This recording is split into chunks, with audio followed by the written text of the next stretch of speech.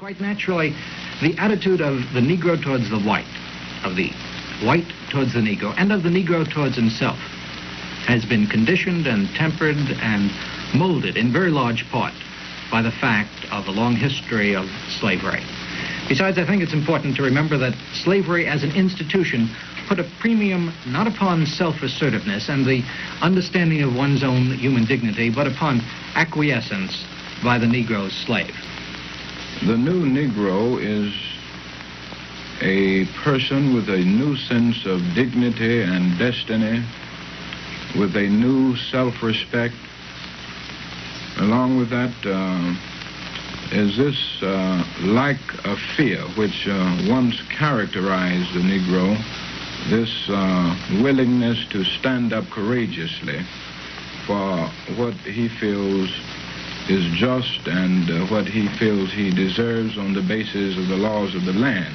They go to school not ready to learn, already behind at 5, 6, and then they go to schools that don't expect them to learn and don't support them in learning. And I just say that, you know, we need to hold ourselves accountable and hold our education system accountable because our schools are not performing. A majority of all children in 4th, 8th, and 12th grade of all races are not able to read at grade level or compute at grade level. What are you going to do in this globalizing economy if you can't read and compute at grade level? You're being sentenced to dead-end lives, and over 80% of Black and Latino children cannot read and compute at grade level. I mean, this is a disaster. Is it worse now than it was during segregation? Yeah, because we had the best teachers. We didn't have the brain drain, if you will. I mean, I don't want to tell you how wonderful segregated education was, but we had teachers who had very high expectations. We were not allowed to fail in my little school systems. We had bad books.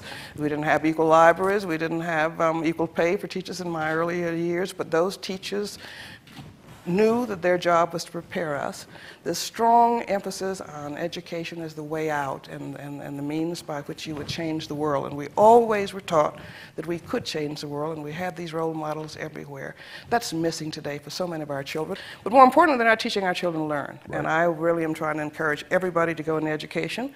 I've kept all 3 of my boys out of law school so far. We don't need more lawyers. We need teachers, but we need to get bad teachers out. If teachers and people in child-serving institutions don't love children, don't respect children, don't believe that they can achieve, because children will live up or down to our expectations. We've got to get them out of there, and that's why we've got to have very clear community voice for children, and that's missing too.